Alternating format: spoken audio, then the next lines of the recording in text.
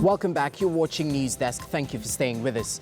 Now, the tax evasion case of city billionaire Humphrey Kariuki has been postponed.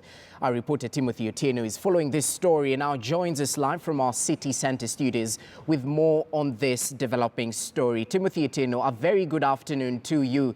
Now, subsequent to his arraignment today and the ongoing case, we saw DPP Nordin Haji actually push forth the arrest of billionaire Humphrey Kariuki alongside 9 others on tax evasion-related charges amounting to roughly 41 billion Kenya shillings. What update do we have on this? Well, today's session, Jesse, was a precursor to what will be a mentioning session set to take place this coming Thursday, the 5th of September. And Humphrey Kariuki, alongside his lawyers, were visiting the court premises to ensure that all their paperwork was accurate and up to date. Remember, the mentioning of a case involves the prosecution side being able to table evidence for the defense, which the defense then can use to build up its own case and the charges leveled against it. So that was what was taking place this afternoon before the magistrate's court.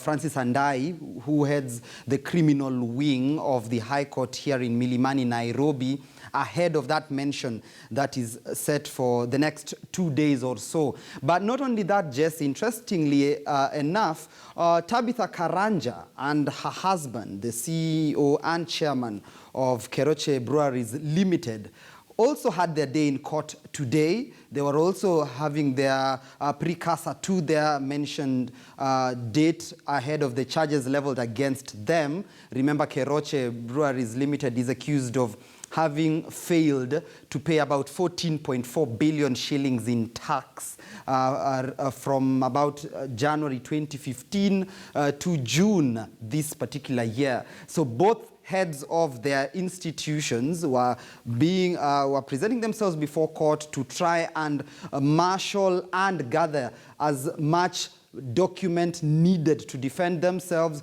So far, we have seen Humphrey Kariuki say and distance himself from the day-to-day operations of Africa Spirits and the wines of the world, WOW Enterprises, based in Thika, following that raid by the DCI that took place at that particular facility in late January this year. And the evidence that the prosecution has been gathering, particularly for Humphrey's case, could be vital in either putting him away or exonerating him.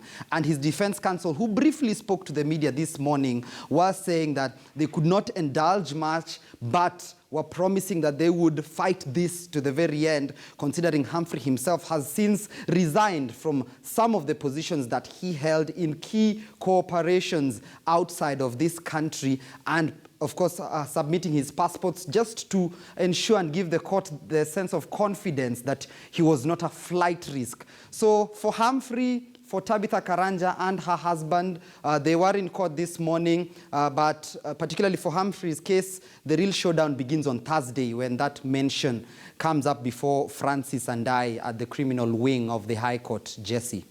All right, many thanks, Timothy Otieno. We'll definitely continue following up on that developing story, even as a precursor, as he's put it, was held today, even as we anticipate the prosecution to begin. That is in regards to the tax evasion case facing Humphrey Kariuki and also touching on